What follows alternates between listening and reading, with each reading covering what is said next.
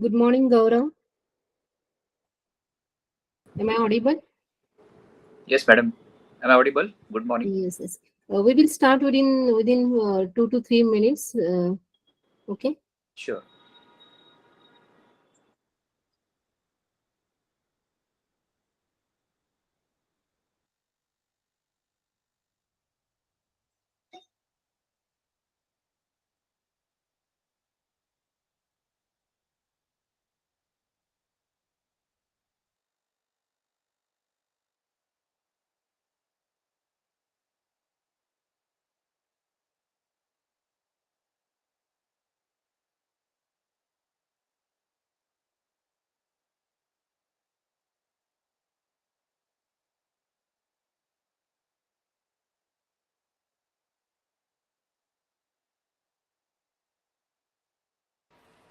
Uh, shall we start, Gaurav? You want to share some screen or No, no, madam. I won't be sharing any you presentation. are only talking? Okay, okay.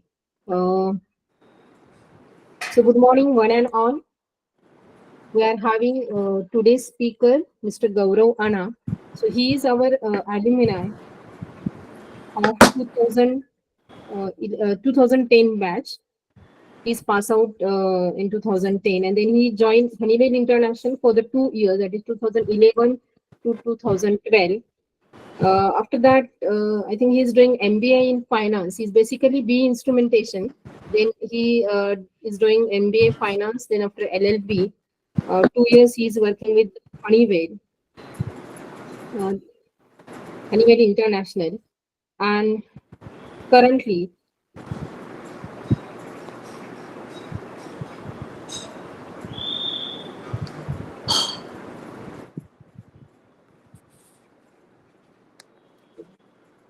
am I audible? Hello. Yes. Yes, ma'am. Okay. Okay. Okay. So currently he is working as Assistant Commissioner, Department of Supervision and Investigation, Directorate of Enforcement, Hyderabad, Ministry of Finance, Government of India. And previously his previous posting was Assistant Commandant, Ministry of Home Affairs, Government of India. In previous post, he is working from 2017 to 2021, and till date, from 2021 to till date, he is working at the Hyderabad Ministry of Finance, Government of India. So I welcome you, Gaurav, for sparing your valuable time and guiding our students instrumentation rather than Pravara. Other students are also joining. So welcome, Gaurav. You can start your session and guide the students regarding the career opportunities in government sector after the engineering. So I again welcome you. You can start your session, Gaurav. Thank you, madam. Good morning, all of you. As madam has introduced me, I am Gaurav Anap. I am alumnus of 2010 batch of Instrumentation and Control Engineering from PREC Loni. Uh, I was working in the Honeywell International after my campus placement for almost 2 years. And after that, I decided to pursue the career in civil services. So I left my job after some 2 years, and then I prepared full time for the civil services. Uh, in my second attempt, I made through the civil services, but I didn't got the service I wanted. So again, I tried four more times while being in the service.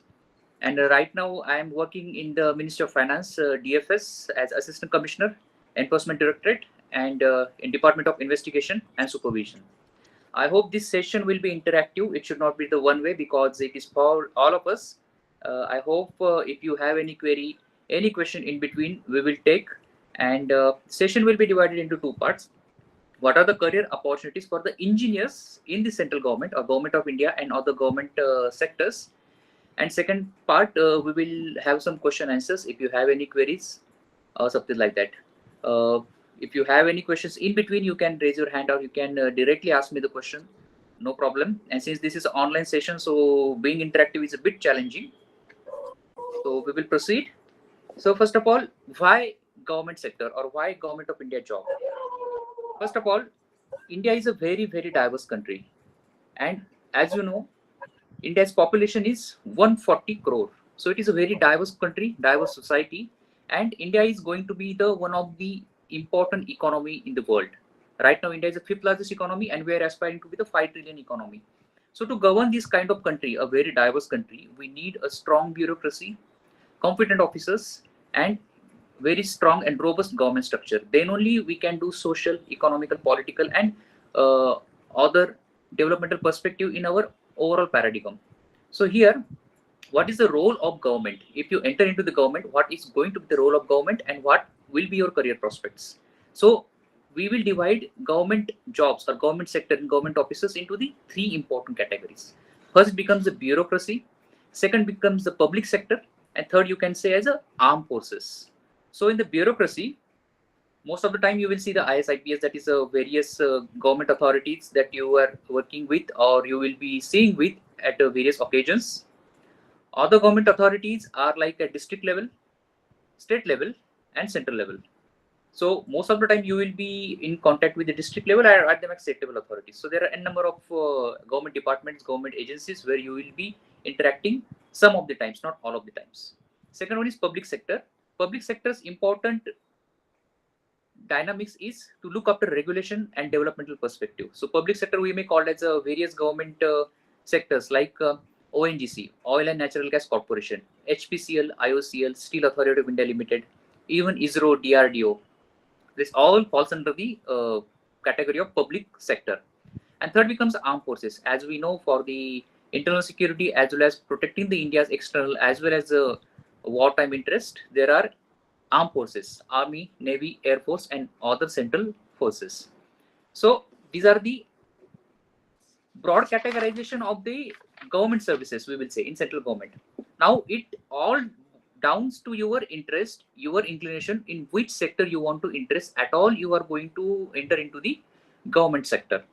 So as I said, three sectors are there: bureaucracy, public sector, and armed forces. So in bureaucracy, this is the core of our government through which all the government activities are being conducted. So in bureaucracy, there are various services. There are central services, there are all India services, there are state services, and there are other services. We will look in brief what are those services and how to prepare if you want to enter into this kind of services. And public services as well, that is public sector and armed forces. Now, most important thing, as an engineer or after graduation, why you want to enter into the government services? This question is important because nowadays the situation has been changed. It is not like that in the 1990s or early 2000 that government used to be the only aspiring sector. Now private sector is also equally competent and government sector is also equally competent. So why you want to enter the government services? Now this is very person specific question, and answer will be the various and variations will be there. Now for example, in my case, I was in Honeywell as an engineer working good, and I was also doing good, relatively good. But after 1.5 years, I realized that I want to explore something more, something new. And it is not like that I took the sudden decision of leaving the Honeywell and going for the civil services preparation, that is UPSC preparation. I didn't do that because during the graduation also I had this thought to prepare someday for civil services. So I took my time. I got acquainted to this all kind of examinations, what are the requirements and what should be the career prospects. And after that, I left my job and prepared for the civil services. And fortunately, I made through the civil services. So why you want to enter into the civil services? Now, before getting into the details, I just want to clear government services or civil services are suited for which kind of people and which is suited not for which kind of people, or not. So some people who are aspiring to be the civil servant or government officers, who should be them and who should not be them, because this clarity is very, very important. Problem is that since now few years, social media like YouTube, Instagram has become so influential that while seeing the reels, seeing the photographs, you may become sway away and you may become influenced by the that means aura or the power, authority, perception of the civil services. All things are true, but all things are not the same that what you see into the social media domain. Why?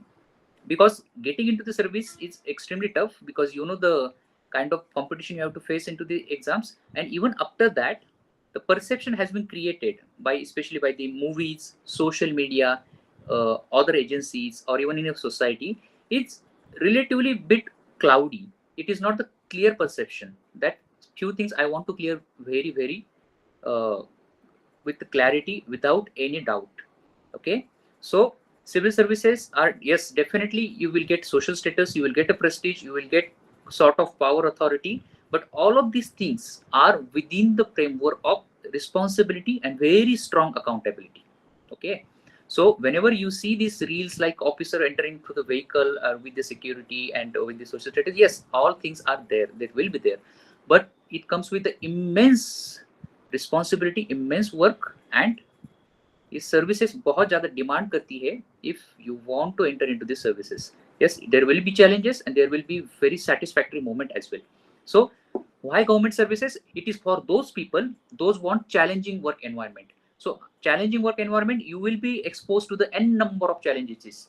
You never know what can be the situation you will be facing. So yes, challenges will be there, and it is not like that all the time you will be dealing with a challenging situation. Most of the time you will be doing it routine work. Some of the times you will be dealing with challenging works. For now, for example, right now I am on the election duty as an observer. So it is my duty to look after all the flying squads, to conduct the elections in fair manner, and to ensure law and order and proper conduct of the elections. Okay, so that is my responsibility as of now, being the observer of Election Commission in Government of India. So there are various situations you will be exposed.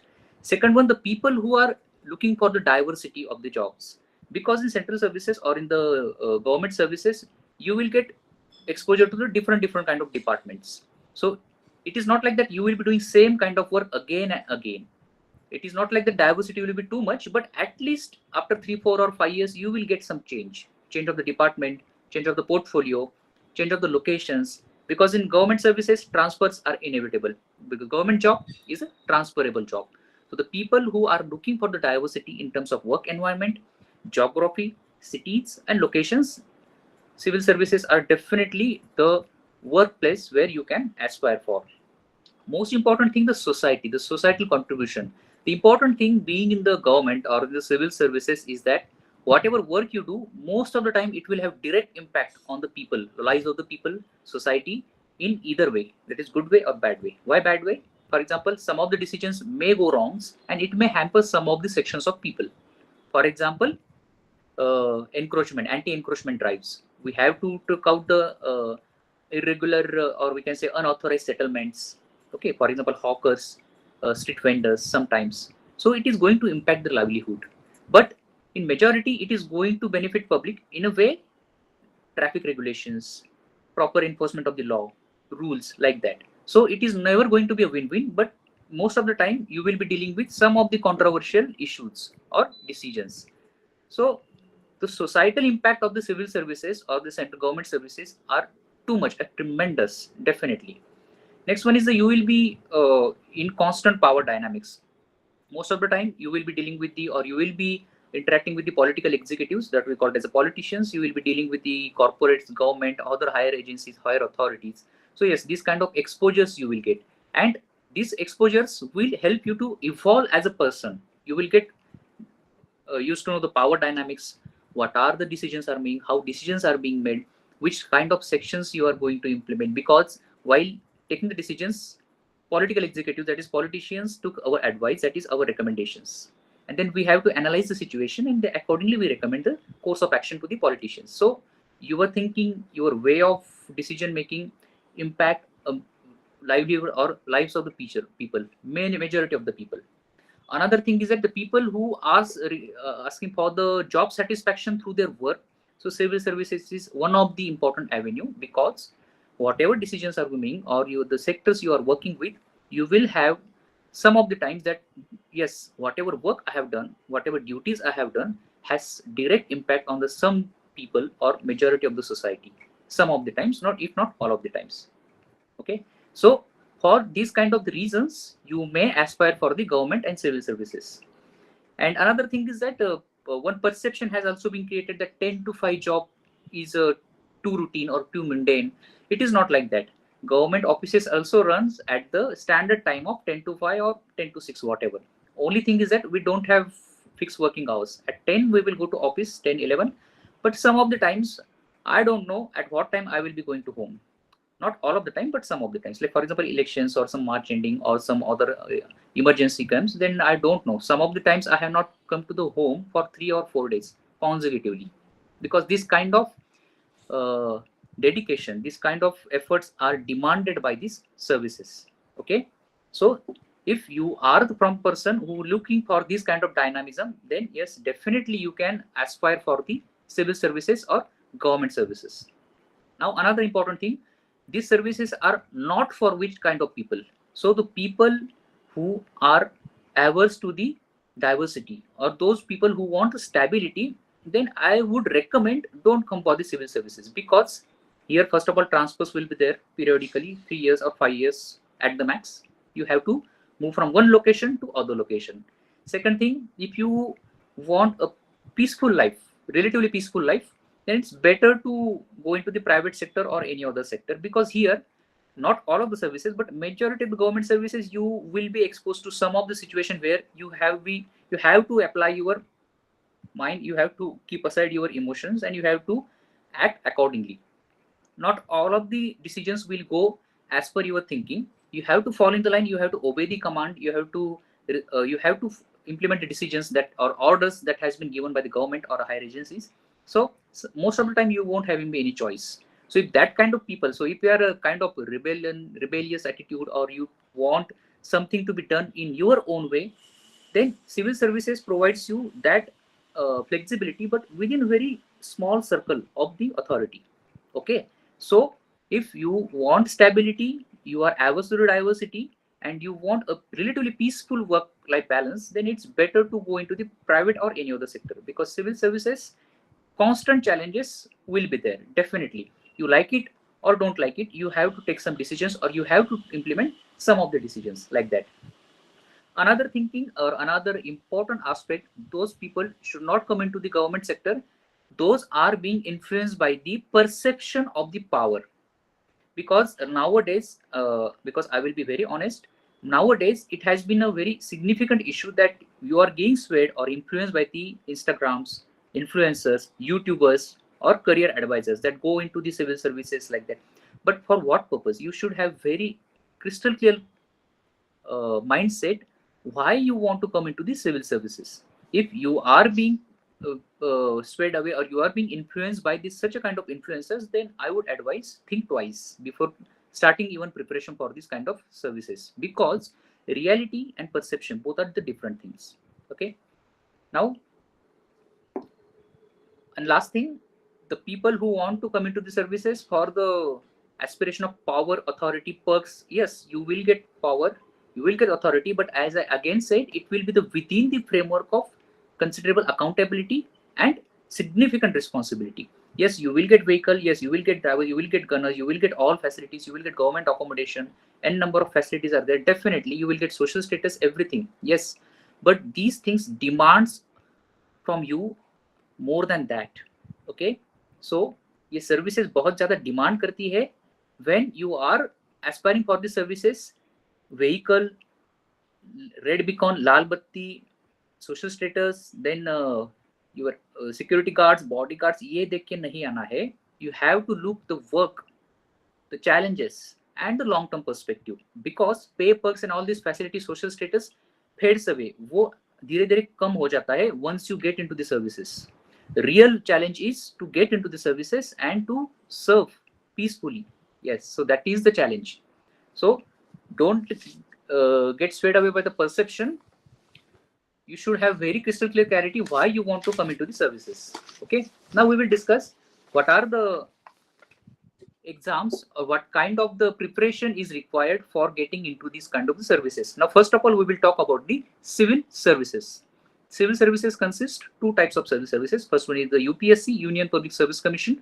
Second one is the state services. You might have heard this word MPSC, Maharashtra Public Service Commission. So UPSC civil services, UPSC conducts the exam every year for the IAS, IPS, and other central services. There are total 24 kind of services for which UPSC conducts the exam. Recently, 2023 UPSC result has been declared. Okay, so you might have heard in this news. So these are the exams created by the or conducted by the UPSC. Now, exam pattern. I hope some of you might have heard, but I will again go from the basics. Exams will be conducted or is being conducted into the 3 phases: prelims, mains, and interview. Okay, so prelims is a qualifying. Prelims, there are 2 papers: general studies and civil services aptitude test, called as a CSAT. So general studies, you will have syllabus, and usually subjects are polity, history, that is ancient history, medieval history, modern history, culture, environment, politics, current affairs, geography, okay, and science and technology, and many other things. You can go through the syllabus on the UPSC website. We will not go into the too much of details right now. You have to clear the prelims, you have to clear the cutoff, and civil services aptitude test, that is CSAT, is another paper that also it is qualifying. You have to clear. You have to got 66 marks out of 200. Nowadays it is very difficult, because if you see the difficulty level of the paper, and general studies, you have to clear the cutoff, minimum level of cutoff, then you are eligible for the mains examination. Now here I want to give some reality check. Every year, especially since last 3 to 4 years, around 9 lakh people are appearing for the prelims. What are the number of seats? Total around 1000 seats are there every year. For 1000 seats, almost 9 lakh people will appear for the prelims. Out of this 9 lakh, only 14 to 15,000, 14 to 15, 14 to 15,000 will qualify the prelims and will appear for the mains. Now mains is completely subjective. It is written, 9 papers are there. Total marks in the mains are 1750, 1750. 9 papers are there. You can see the syllabus. Mains you have to write. Every day there are 2 papers, 3 hours. So 9 to 12 and 2 to 5. So 2 papers you have to write during the mains. Once you write the mains, there are 4 subjects: general studies 1, 2, 3, 4. Then there is 1 optional subject you have to prepare. For example, first 4 attempts, my optional subject was geography. Later I changed to anthropology. Okay, so you have to prepare 1 optional subject also, and based on your performance into the mains, you will be getting to the next stage. So around approximately 3000 people will appear for the interviews. Those are clearing the mains. So you see the competition: 9 lakh, 14 to 15,000, then 3000. 3000 will be appearing for the UPSC interview that will be conducted into the Dholpur House, New Delhi. So out of these 3000 people, finally only 1000 will clear the final merit list. So from 9 lakh to 15,000 to 3000 to 1000. So 1000 also, there are various services. There will be around 180 vacancies for the IAS, that is Indian Administrative Service. Same number of vacancies for IPS, that is Indian Police Service, then Indian Revenue Service, Indian Revenue Service Customs, and other services. Okay, so if, for example, your rank is say 400 and you don't get your desired service, it may be IPS, it may be IAS, or it may be IFS, then you again have to appear for this examination. Now this exam is quite different or significantly different from other exams like a CAT or GATE. Here, or in the case of the CAT, your score is valid for some n number of years or some few years. Here, even if you make a rank, you have to start from the prelims. Even if you fail in any of the stages, you again have to start from the scratch, that is prelims. So for example, someone is failing in the prelims, obviously he or she has to appear next year for the prelims. Someone has written the mains but could not clear, he or she again has to write the prelims next year. Someone who has gone to the interview and couldn't clear, again write the mains, or sorry, write the prelims. And even I have cleared 2 times in the final merit list, I wrote again from the prelims. So this exam, every cycle is new. So every cycle takes around 11 months. So usually in the month of May or June, there will be prelims. After prelims, within 3 or 3.5 months, there will be mains. Mains usually conducted in the month of September or October. Once mains results are out in the month of January, interview will be conducted from the February to May, and again final result will be disclosed in April or May. Okay, so this is the cycle. You see, almost 11 to 12 months. So one cycle takes almost a year. If you fail at any of the stages, prelims, mains, or interview, you again have to start from the scratch. So competition is stiff, is very stiff, and it is again going to getting stiffer and stiffer. If you read in the newspaper, the reason why civil services or the government services jobs are being so tough to get, it is not that exams are tough. Yes, exams are definitely tough, but the extent of competition has increased by exponentially. People, I don't know, the private sectors, people are not satisfied always. Yes, private sector jobs, if you get a decent pay, then it is good. But private sector job market is very subdued right now. If you see the unemployment rate right now, unemployment rate in India is 29.5%. Okay, that includes both the sectors, government sector as well as private sector. So that's why many of the people are coming for the civil services. Yes, social status and prestige, that is another thing. But just for the sake of employment, people are aspiring for these examinations. Okay, so the competition for these exams are increased day by day by exponential manner. So these are the some realities that I wanted to acquaint with these services. Okay. Now, till this stage, does anybody have any question? You can directly ask me right now. Any question? Anybody? You can raise a hand, or you can unmute yourself, or you can ask the question till now. Then we will proceed. Any question anybody has?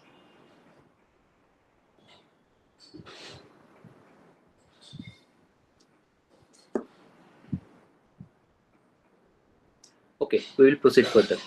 So these are the dynamics of these civil services, that is UPSC civil services examination I was talking about. Now, just one added note. What are the other factors, or that is the benefits of getting into the civil services? So you directly becomes a government. So that is, you are the government. Once you clear the civil services, you get into the service, you are the government. You are the part of the government. Next one, as I told, you will get some diversity. You will be exposed to many many situations, many various portfolios, many various assignments. So that diversity will be there. That we can say the environment for your growth as well as progression will be there, definitely. Another important aspect is the deputations. Deputations means you serve into the various departments, various central agencies, state agencies for the certain period of time. That is called as deputation. For example, CBI, you might have heard these names: CBI, National Investigation Agency, NIA, Enforcement Directorate, okay, Narcotics Control Bureau, Intelligence Bureau, RAW, Research and Analysis Wing, RAW. So these all central government officers are eligible for deputations. Say, for example, 3 to 5 years, you will go into that agency, you will serve there, and you will again come back to your parent services. That is called as deputation. So these agencies like ED, NIA, CBI, RAW, IB, officers are from the deputation only. From other central services, they come for the certain years of service, and they again go back. That is called a deputation. So these are one of the biggest advantage. You get diverse opportunity to serve into the central agencies, and it comes with the quite a challenge as well as prestigious situations.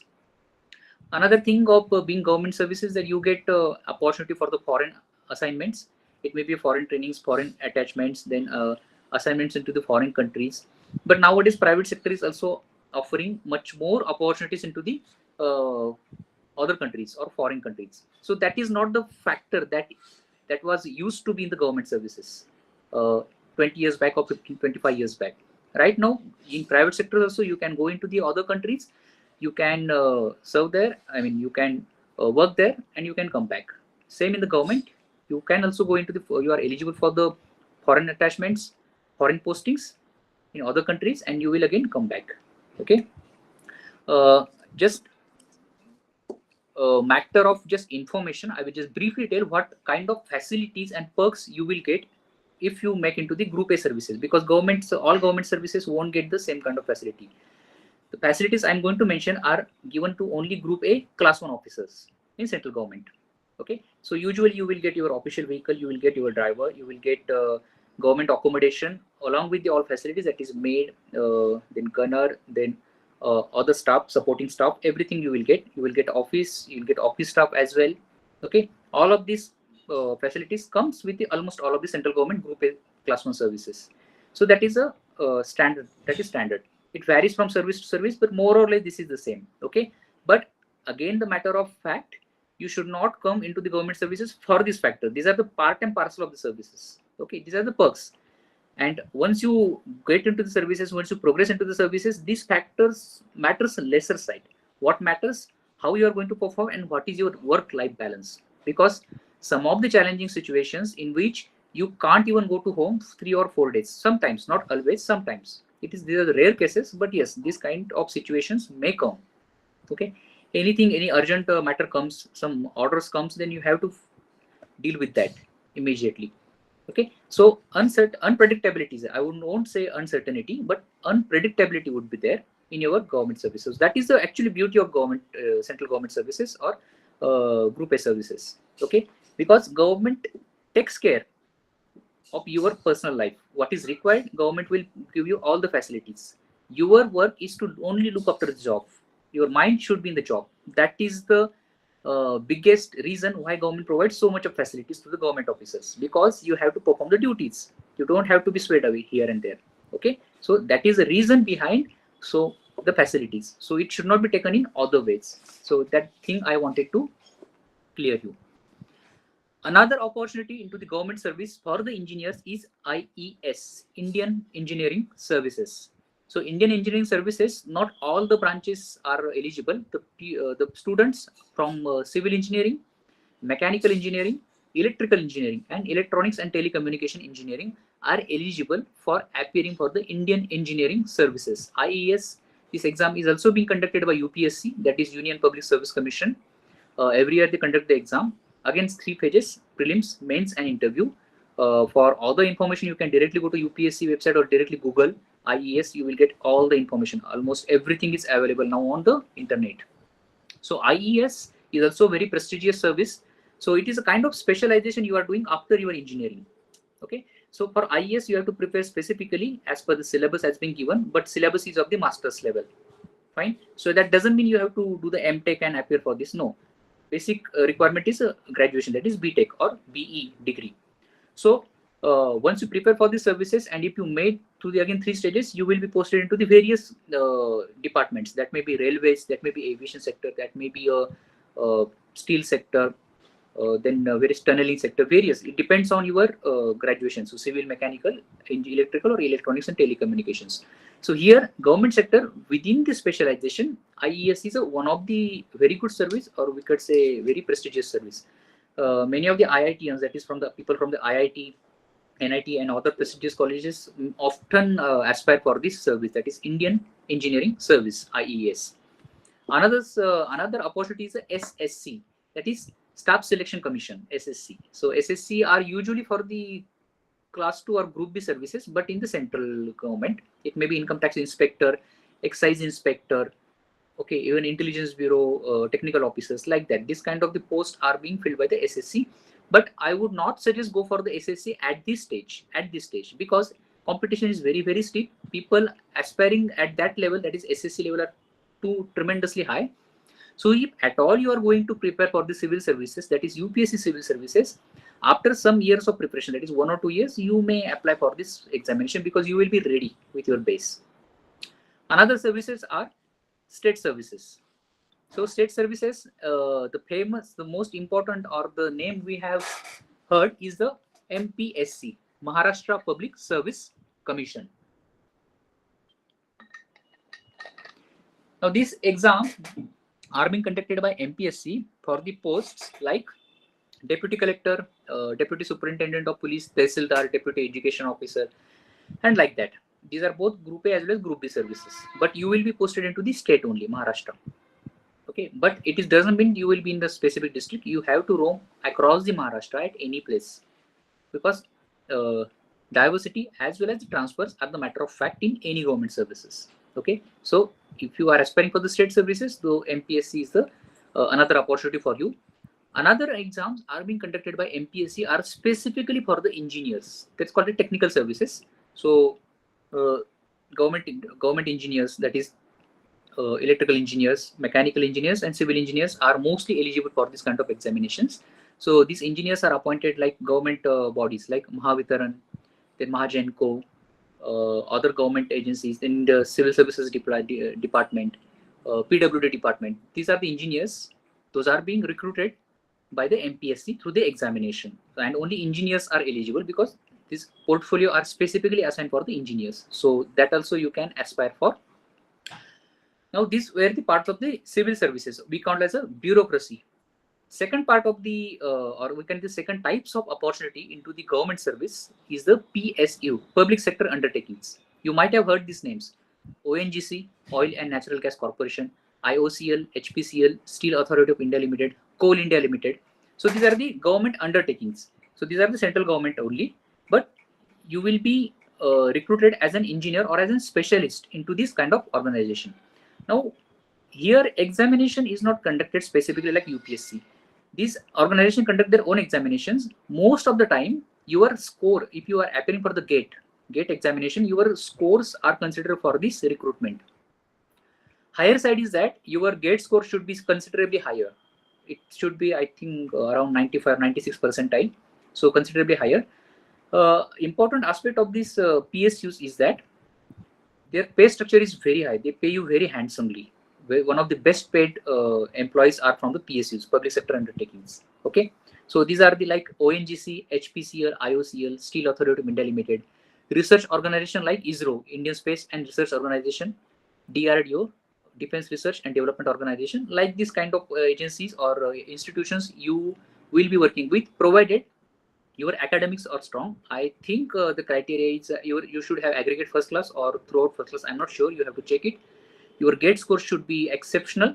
Then you become eligible for interview or their subsequent examinations of these public sector undertakings. And last kind of the opportunities are the armed forces. As we know, Army, Navy, Air Force. Yes, even after graduation, you can go into the armed forces, but as a technical person, or you can into your engineering stream. In Army, there is a course or there is an exam called as a SSC, or it is also called a TGC, Technical Graduate Course. So you will be giving to this SSC interview into the Army, and then if you clear this, then you will be appointed as a engineer into the armed forces. Your rank will be like that, lieutenant or captain or major like that, but you will be into the technical stream. Okay. In Air Force also you can enter through the FCAT. It is called as exam called as FCAT into the technical stream of the Indian Air Force, if you are interested. Okay. And last kind of the central government jobs are like regulatory and developmental. So like RBI, NABARD, SEBI, that is Securities and Exchange Board of India. In these kind of the institutions and organization, you can work as an officer into the financial, developmental and regulatory and supervision paradigm. Okay, so these are the broad opportunities. I am telling the one of topmost opportunities I was talking about.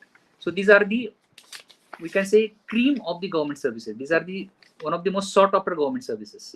Okay, so these are the services where you can aspire to be an officer or as an officer engineer into the future.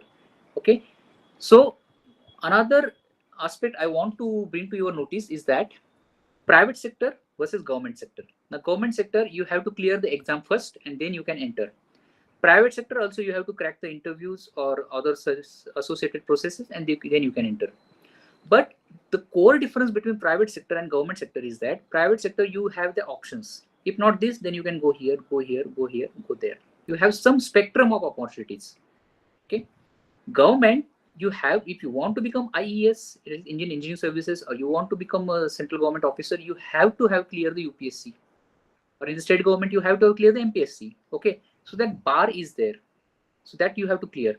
In private sector, if not, you can't get your desired or the best position. You can, for time being or for temporarily, you can opt in for the other job into private sector. In government, that is not an opportunity. Now, which comes to the other question. If at all you are going to prepare for the civil services or the government services, how many years should be invested? Because this is the question that has become very much relevant since the last 4 to 5 years. Because as I said, unemployment is a significant issue. Private sector jobs, that is, we can say topmost or one of the best jobs in the private sectors, are on the declining or on the freeze. For example, yesterday also I was seeing the news on unemployment survey of India that companies like Wipro, TCS, Cognizant have temporarily not hiring as per my knowledge. Okay, and other companies those are hiring, their numbers are very lesser. So you have to, you can say, struggle for the private sector. Government sector, yes, you can prepare for the exam, but how many years? Because success is not guaranteed into the any government examination. There is no guarantee that you may clear, you may not clear. Nobody knows. I took the efforts, okay, but I was fortunate and lucky enough that I got into the services at right time. Though I took the significant risk, huge risk of leaving the company like Honeywell. So that was another fact. But right now in the present scenario, I would say those people who want to prepare for this government examination can prepare after your graduation, or you can start parallelly right now also. But I would say don't invest more than 3 to 4 years full time. I'm telling full time. For example, this year you are going to pass out from the college, and if you start preparing for these exams, prepare for 3 to 4 years at the max, and then you look for the other opportunities. Reason, if you spending more than 4 years into the full-time civil services or government exams preparation, you are not relevant into the private sector job market. That is the fact. There are many people who are still preparing after years and years of preparation. Some have spent 8 years, 9 years, 10 years, even more than that for the full-time preparation. Still they are unemployed. Their skills are irrelevant into the private sector, and government exams they are not able to clear. So they are in somewhere in between. Now you just see the crisis. So that's what I'm saying. If you at all want to prepare for the government exams, that is UPSC, MPSC, or any other like Indian Engineering Services, give it a full time. Give your 100%, I would say 200%, work hard, work smart, have a strategy, and prepare for at the max 3 years or 4 years. After that, if you clear, well and good, nothing like that. Unfortunately, if you doesn't clear, go into the private sector, build some skills, take some professional courses, and go into the private sector. And after that, you prepare parallelly. Once your base is set, then you can prepare. And before that, if you get selected, nothing like that. That is the best thing. Why I am telling you that? Because you have to look into the career opportunities very, very realistically. Nowadays, private sector is also one of the good thing, provided that you have relevant skills, you have relevant strategy, you have relevant planning. Another thing I want to highlight here, now from my experience into the government, so if you will be graduated as a engineers from the colleges, take my words, being only engineer is not a added advantage, going to give added advantage into the job market right now. You have to build something specialization. It may be a master's, it may be a other professional course, or something, or skill set. Okay, in private sector, like automation revolution is coming, industrial revolution 5.0 is coming, so you have to have some kind of advantage or edge over the other people. It is equally relevant into the government also, from my experience, because I never thought I would do MBA or law after the engineering. I was an engineer. I used to like what I was doing into the Honeywell. But when I give a thought that for how many years I'm going to do that, then I took the decision to leave the Honeywell job. And after that, clearing the civil services, I also aspired. I also completed MBA, Masters in Business Administration, and MBA Finance. Also did a law, because in government agencies also, the specific deputations, being an officer, you have to have some kind of advantage over the others. For example, in national investigation agencies, or director of revenue intelligence, financial intelligence units, or even the CBI, some kind of or many kind of the officer post are required that you should have some kind of specialization. So you see where government trend is also going. Government also demands you should have some kind of additional skill set, some kind of specialization. So private sector is the most competitive. Okay, so in private sector also you have to have certain kind of added advantage. That may be a graduation, that may be a master's, that may be a other skill set or professional course. So you have to constantly aspiring for the getting betterment of the from given situation. So that's why I said government is one of the sectors with added advantage like perks and facilities, but exams are getting very competitive, very tough, stiffer and stiffer. At the same time, job market into the private sector is also getting very stiffer. Okay, so it is up to you which suits to your requirement, your personality, your aspirations, and most important, your financial background. Because when you are going to prepare for this examination, you have to talk to your parents, because financial independence that you have to sacrifice for a few years, you will be dependent on your parents financially. Okay, so before coming to this examination, take a you can say calculated risk. Don't come into this examination just because you want to aspire and you are looking for some inspiration. No, it's your decision, it's your life. So consult your parents, consult your friends, and they take calculated risk and informed decision. It may be a government, it may be a private. Okay, so these are the opportunities I would recommend that as an engineer after graduation you can aspiring for. So I am expecting some of the questions. If you have questions, please ask me anything regarding that. Hello, sir. Hello. Sir, there is a one question. Okay. Sir, UPSC and MPSC syllabus are same or different?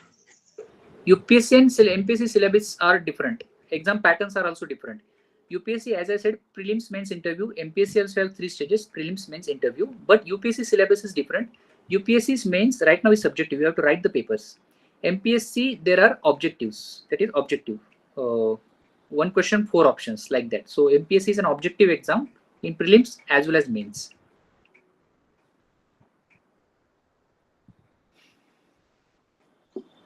And sir, which stage is hard in UPSC, like prelims, mains, or interview? This is a very subjective question. All stages are equally hard. Prelims is bit tougher, I would say, because number of people you are competing with. For example, 9 to 10 lakh for getting into the mains. So mains, prelims is most, we can say, very high competitive, but the mains also competition is considerable because you are competing with the 15,000 again. One more thing that's good you asked this question. Prelims, it is on equal footing for all of us, but mains in UPSC, one thing I want to mention, in UPSC, even if you write the so-called good answers that you think that you wrote good, there is no guarantee that you will get the good marks, because UPSC is extremely subjective examination, extremely subjective. For example, the person who has secured All India rank 1, like Aditya Srivastava, if he write the exam again this year, he can't guarantee that he will even get the interview call, because examination is very, very subjective. How they are going to evaluate, what the perception examiner is getting or invigilator is getting, that is very, very difficult to judge. So yes, all stages are difficult, but prelims, because number of people you are competing with, so prelims is toughest one to clear. The mains is also equally difficult, but it is very subjective. So once the prelims, mains, interview, you reaches the higher stages, next stages, subjectivity increases. Okay.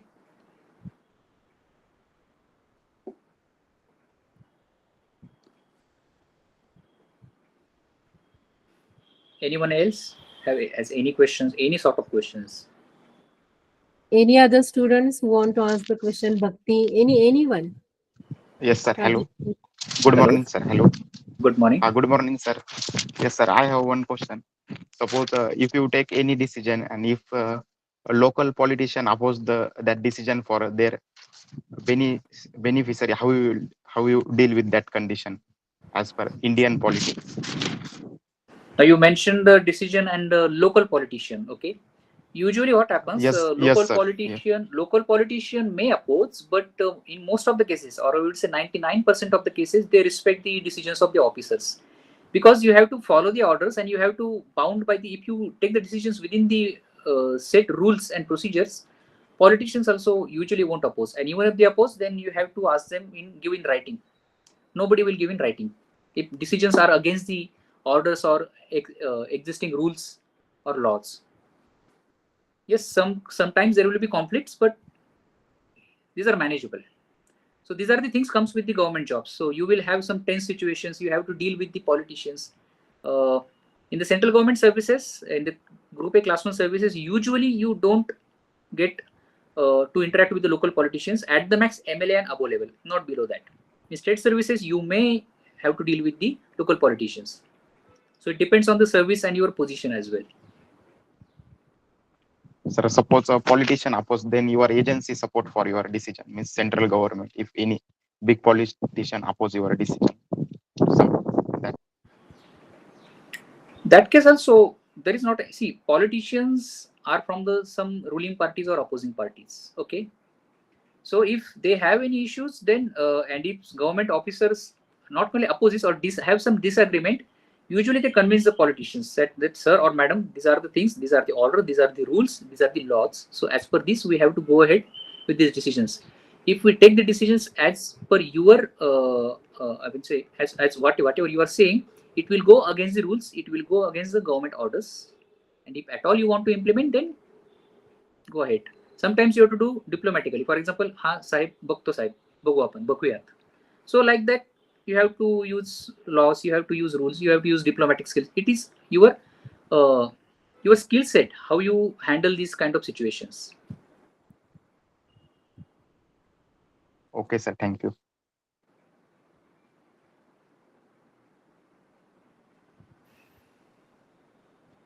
Hello, sir. Good morning. Good morning. Sir, what is the more opportunities for the girls in social services? Social services, you mean? Can you please clarify?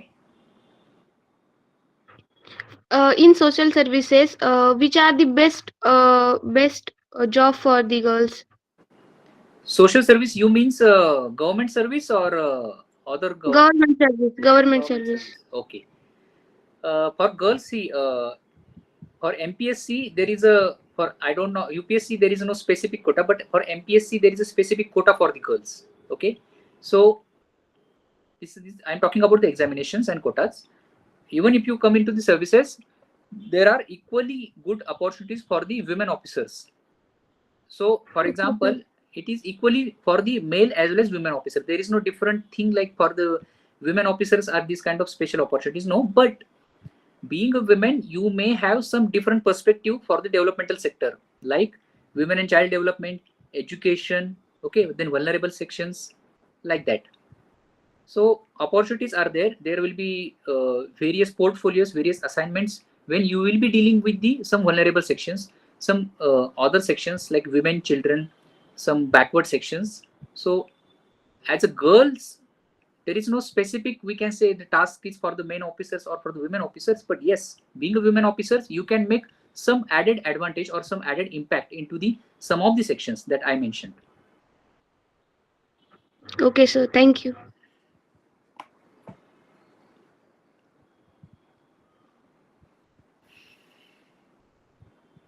Yes, is there any question? Students? Suppose they are now in SET or B, so they have to start study for the UPSC, MPSC from second year itself, or what is the perspective? Means they have daily study for that examination, or what type of materials they have to refer, any publications for studying material? Is there any suggestion from you? Okay, good this madam, you asked this question because nowadays or even since last many years, people have been studying for this examination from their graduation itself. Yes, actually there are two viewpoints, that whether you should prepare during your graduation only or you should prepare after graduation only. Okay, so I would say it is a personal opinion.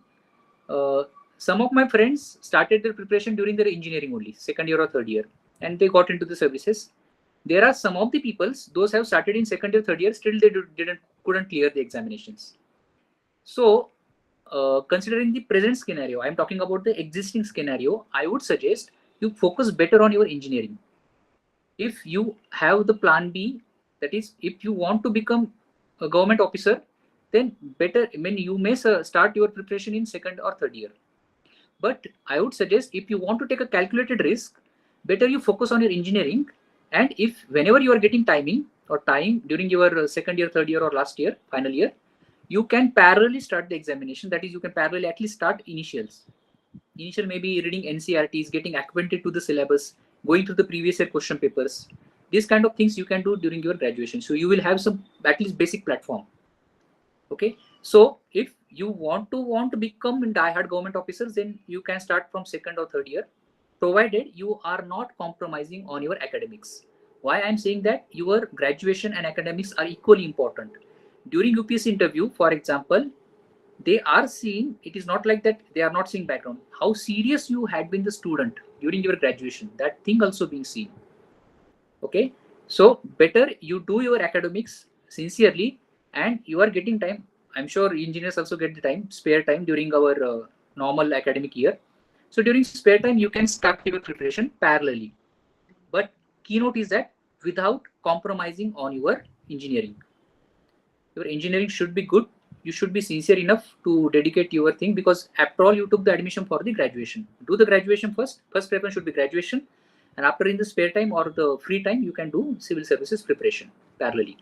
Now, as far as resources are concerned, directly you can Google, that is UPSC syllabus or MPSC syllabus, or directly go to the YouTube videos. There are n number of learning material, n number of guidance and available. There are various Telegram groups. You can join anyone, anything. Go to the YouTube, just see the civil services preparation. There will be 3-4 top channels will come. Go through them.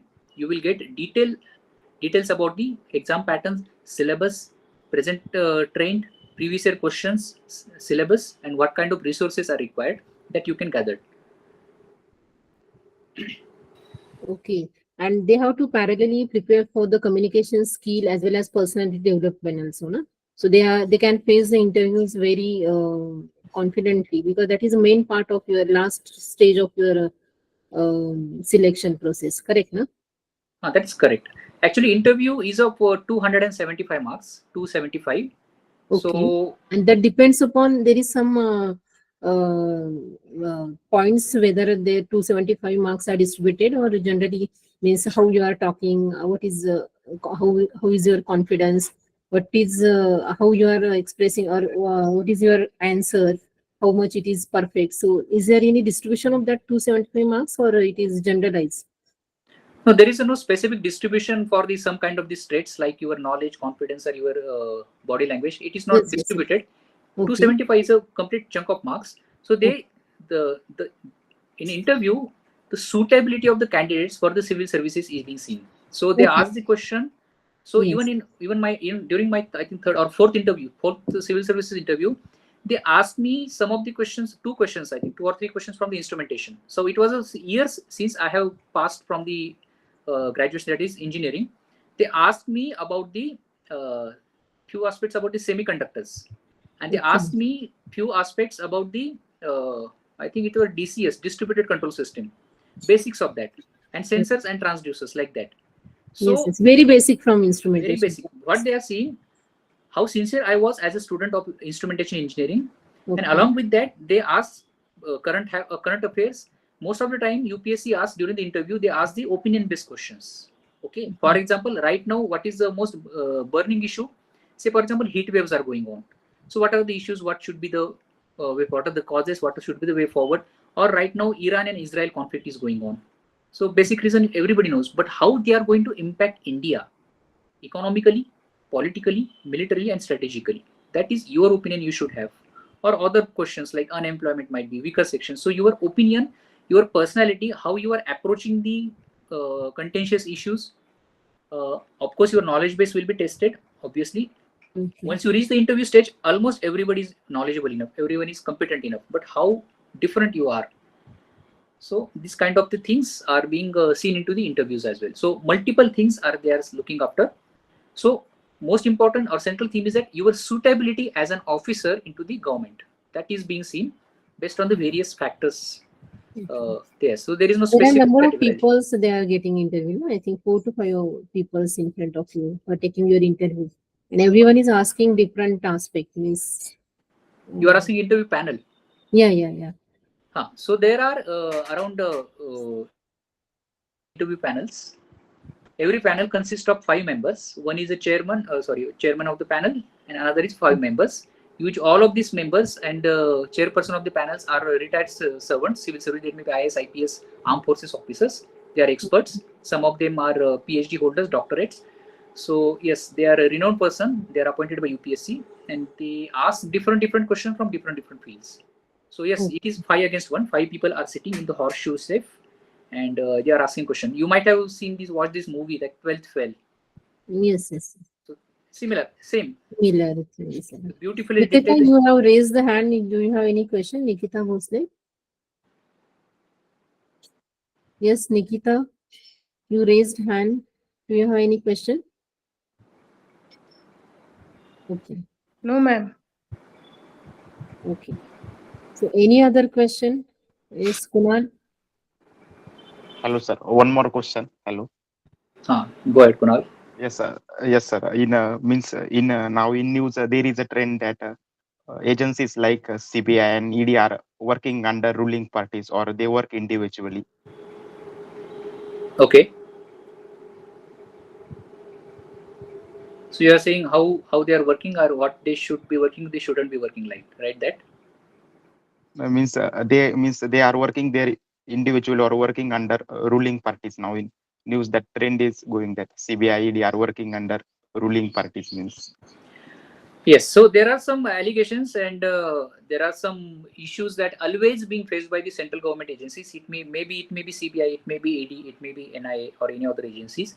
See, in India, how is the governance structure? Okay, there are three types of institutions. First one is the political executives, that is we called as the politicians. Second one is called as the bureaucracy, that is officers, and third one is called as the judiciary, that is judges and courts.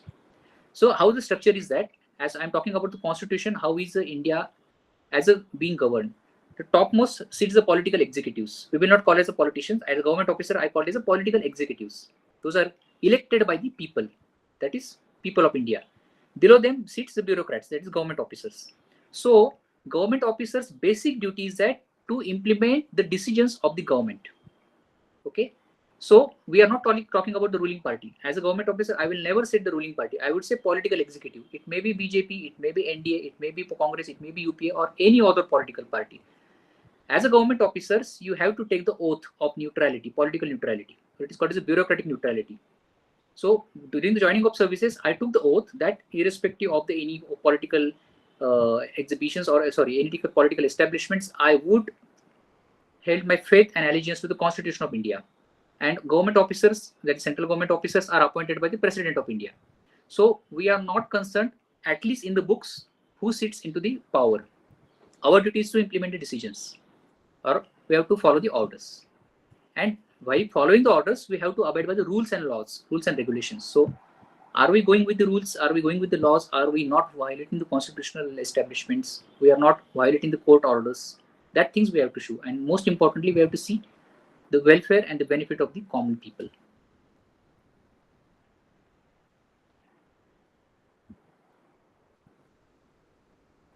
Okay. Yes, is there any question from anyone?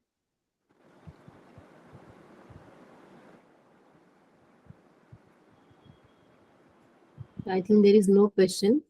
So thank you very much, Gaurav, for sparing your valuable time for the students to encourage them, to guide them regarding the career opportunities in UPSC, MPSC, how the exam pattern is there, how they have to prepare for the examination, what are the stages of that all examination. So they are getting idea regarding that, basic idea regarding that. Okay, so thank you once again from Instrumentation and Control Department, PREC, PRES. Okay, thank you once again. Thank you, madam. Thank you all. I wish you all the very best. Okay, thank you. We expect the same contribution or same thing from the in the future also if they are having any doubt regarding that preparation of the civil services. Okay, whenever it is possible, means in the last month it was possible, but the college is having some busy schedule.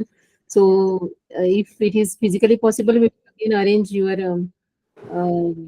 lecture over there in the college so that they are directly connect to you. Sure, madam. I would like to once whenever I will be there around, I will let you know the Yes. possible timings, convenience of the students, college, as well as all the stakeholders involved. Okay. Nowadays you are so busy because elections are there, and still you are giving the time. It is very big thing for us. Okay, Gaurav, thank you once again. So I think we will stop here. Thank you, madam. Meet again in the whenever we are having the time. Okay. Thank Sure, you. madam. Thank you. Thank you, all of you. Okay.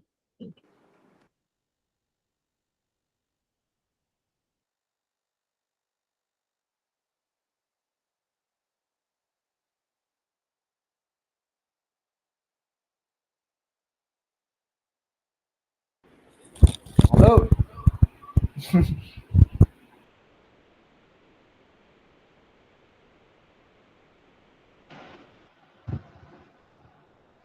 Hello.